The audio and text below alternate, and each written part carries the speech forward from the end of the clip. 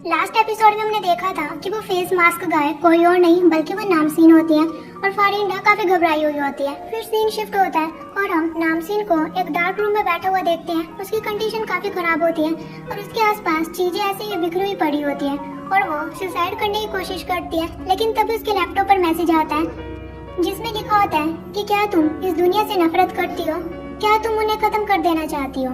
और तभी उसके घर की बेल रिंग होती है तो नामसीन देखने के लिए जाती है तो वहाँ पर एक कोरियर होता है जिसमें कि वही सिल्वर मास्क और एक बुक होती है जो कि ब्लैक मैजिक से रिलेटेड होती है। नामसीन जब उस बुक को टच करती है तो उसे ब्लड निकलने लगता है जो कि उस मास्क के ऊपर गिर जाता है।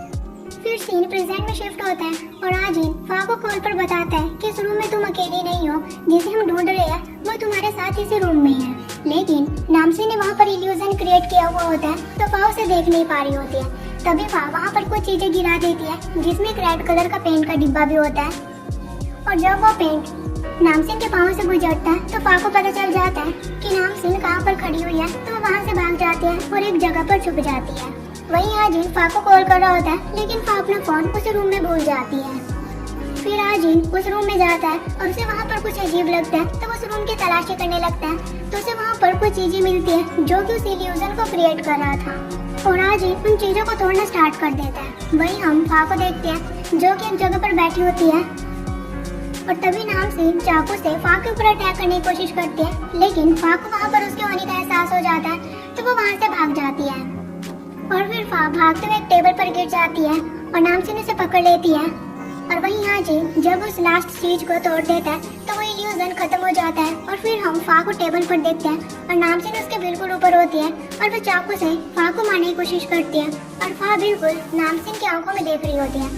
और तभी वहाँ पर आजिन आ जाता है और अपनी चैंटिंग से नामसीन को रोक लेता है और नामसीन फा का कुछ भी नहीं कर पाती और फिर नामसीन वहाँ से भागने लगती है तो आजिन उसे कहता है कि भाग कर कुछ भी नहीं होगा, मैं तुम्हें जैसा कहता हूँ बिल्कुल वैसा ही करो। लेकिन नामसीन उसकी बात नहीं सुनती और वहाँ से भाग जाती है तो आजिन भी उसके पीछे भागने लगता है लेकिन फा उसे रोक लेती है और वो कहती है कि अभी उसके पीछे जाना सेफ नहीं होगा, हम इसके बारे में बाद में प्लानिंग करेंगे। लेकिन आजिन को गुस्सा आ जाता है क्योंकि उसके हाथों से नामसीन निकल रही होती है और वो गुस्से में फा को कहता है कि अब तुम मुझे बताओगी कि क्या सेफ है और क्या नहीं, तुम घर जाओ और वहाँ पर मेरा वेट करना।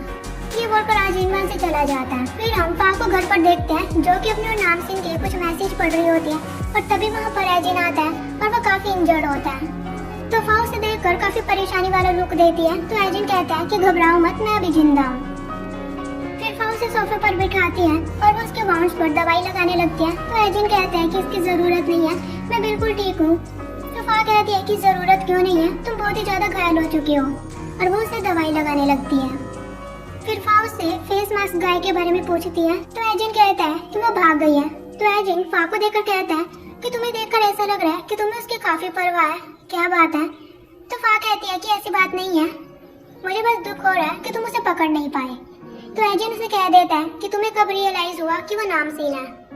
ये सुनकर फा चुप हो जाती है और वो कुछ भी नहीं कहती। तो एजिन उसे कहता है कि अगर तुम कुछ कहना नहीं चाहती तो मत कहो, लेकिन अब मैं जब तुमसे पूछूंगा तो अपना सर हिला देना। और वो उसे पूछता है कि क्या वो नामसीन है। तो फा अपना सर हिलाकर हाँ कहती है और फिर वो जोर जोर से रोने लगती है। तो उसे रोता हुआ देखकर एजिन कहता है कि मुझे नहीं पता कि लोगों को कैसे कंफर्ट किया जाता है। लेकिन फा तो रोते हुए चुप भी नहीं हो रही होती है और तभी उसके पेट से आवाज आती है कि उसे भूख लग रही है। तो एजिन स्माइल करता है और वो कहता है कि मुझे ये तो नहीं पता कि कैसे कंफर्ट किया जाता है, लेकिन मैं तुम्हारे लिए डिनर जरूर बना सकता हूँ। तो फा स्माइल करते हैं और वो कहते हैं कि तुम्हें तो चोट लगी है तो तुम डिनर कैसे बनाओगे। तो एजिन उससे कहता है तुमसे किसने कहा कि मुझे चोट लगी है। और फिर वो अपनी सारी बैंडेज निकाल देता है और उसके सारे वाउंड वहाँ से गायब हो चुके होते हैं। और वो कहता है कि मैंने तो तुमसे कहा था कि मुझे इसकी जरूरत नहीं है, तुमने ही मेरी बात नहीं सुनी।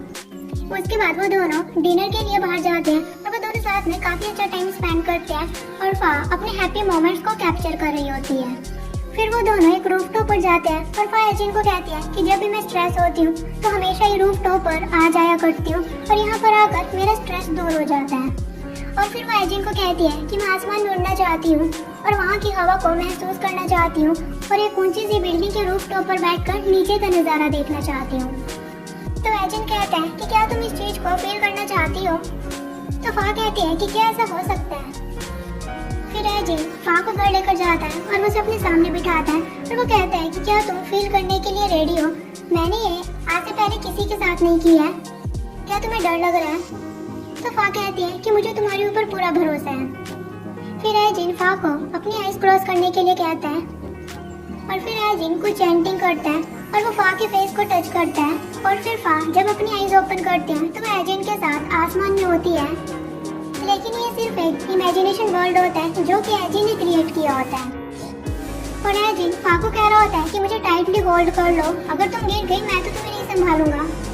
तो फा कहती है कि मुझे तो यकीन ही नहीं हो रहा है कि सही में आसमान में घूम रही हूँ। उसके बाद वो दोनों एक बड़ी सी बिल्डिंग के रूफटॉप पर बैठ जाते हैं और फा एजिन को कहती है कि पता नहीं तुम ये कैसे कर लेते हो, मुझे तो तुमसे बहुत ही ज्यादा जेलस फील हो रहा है कि मैं ये क्यों नहीं कर सकती।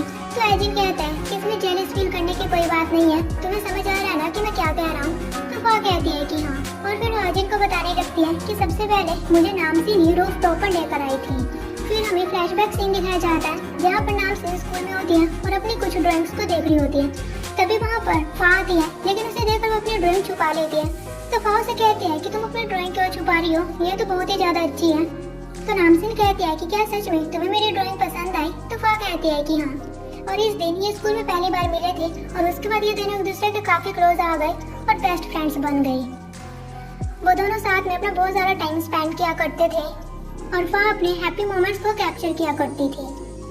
और तभी एक दिन नामसीन के पास उसकी मॉम का मैसेज आता है और वो उसे कहती है कि मुझे तुम्हारा रिपोर्ट कार्ड मिल गया है, मैं तुमसे बात करना चाहती हूँ और अपने साथ अपनी फ्रेंड फा को भी डिनर पर लेकर आना। अपनी मॉम का मैसेज देखकर नामसीन थोड़ा घबरा जाती है, लेकिन नामसीन फा को अपनी मॉम से मिलवाने के लिए लेकर चली जाती है। तो नामसीन की मॉम उसे कहती है इस बार तो तुमने पहले से भी बहुत ही कम स्कोर किया है। तो फा नामसीन के मॉम को कहती है कि मुझे माफ कर दो, शायद ये मेरी वजह से हुआ है, मैंने नामसीन को डिस्ट्रैक्ट कर दिया। तो नामसीन अपनी मॉम को कहती है फा की वजह से कुछ भी नहीं हुआ है और फिर वो फा से उसका रिपोर्ट कार्ड पूछती है। तो नामसीन कहती है कि फा अपना रिपोर्ट कार्ड अपने साथ नहीं लेकर आई है। तो उसकी मॉम कहती है कि तुम बिल्कुल चुप बैठी रहो, मैं तुमसे बात नहीं कर रही हूँ। तो फा उसे अपना रिपोर्ट कार्ड दिखाती है तो वो देखती है कि फा के हर सब्जेक्ट में 90 अबव मार्क्स होते हैं और वो कहती है कि तुमने तो काफी अच्छा स्कोर किया है, नामसीन तो तुम्हारे आसपास कहीं भी नहीं है। और फा ये सब कुछ एजिन को बता रही होती है और वो कहती है कि उस टाइम मुझे बहुत ही ज्यादा अनकंफर्टेबल फील हो गया था, तो बस मैं वहाँ से चली जाना चाहती थी।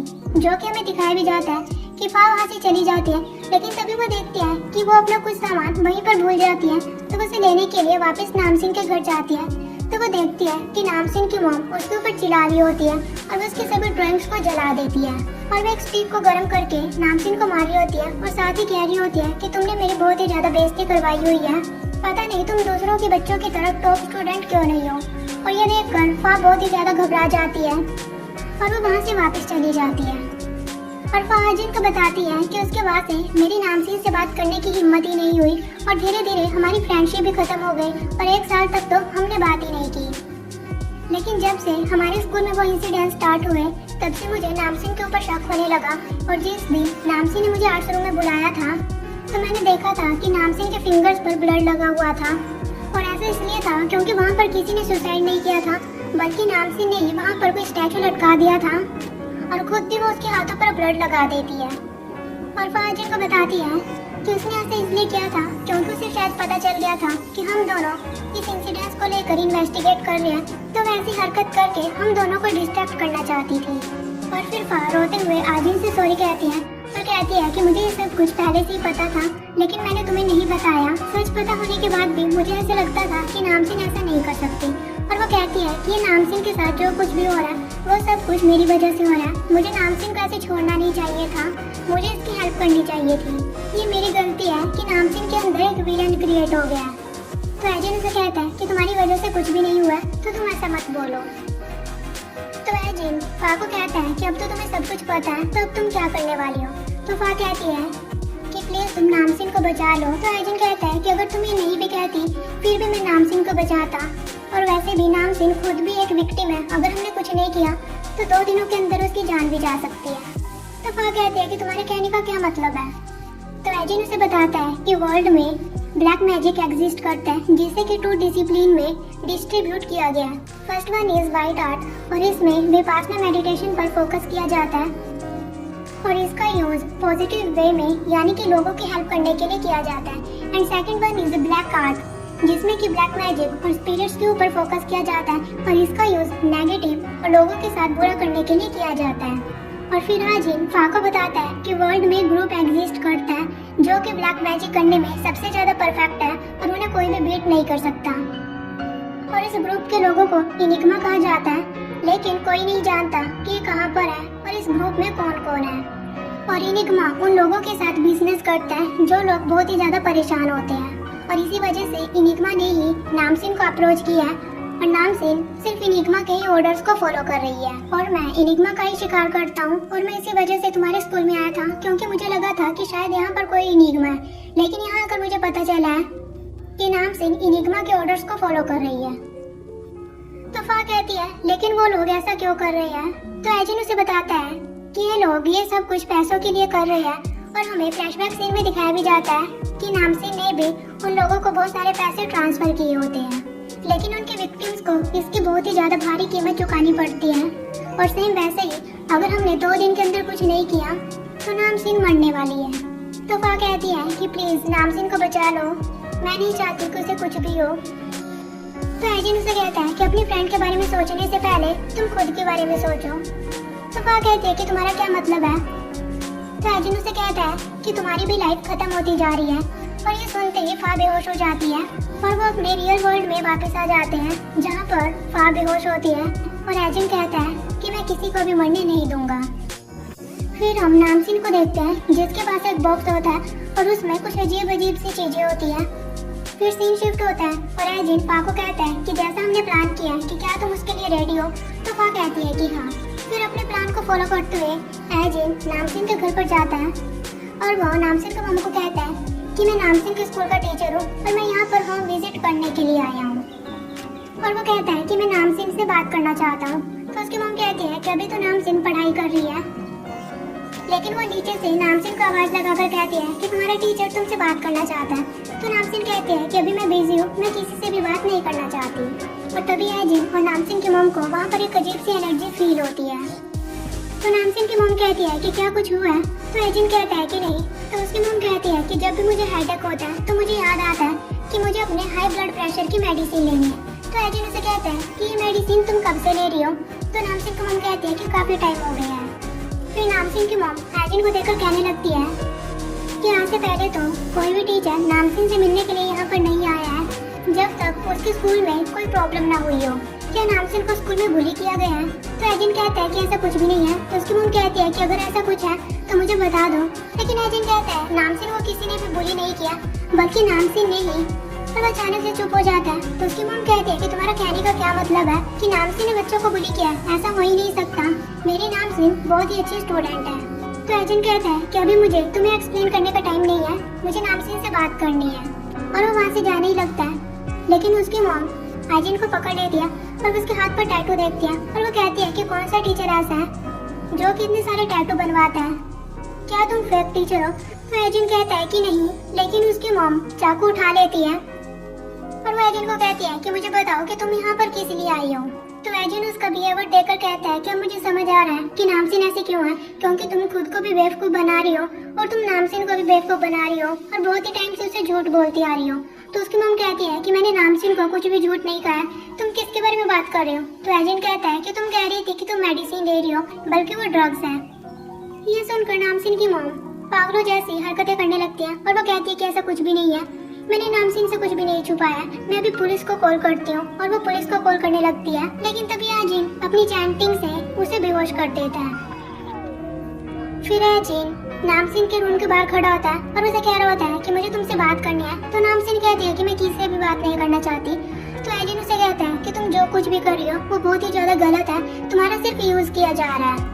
तो नामसिन कहती है कि तुम्हारा क्या मतलब है, मुझे बताओ कि मेरा कौन यूज कर रहा है। तो एजिन कहता है कि अभी मेरे पास एक्सप्लेन करने का टाइम नहीं है, तुम बस वैसा ही करो जैसा मैं तुमसे कहता हूँ, मैं अभी भी तुम्हें बचा सकता हूँ।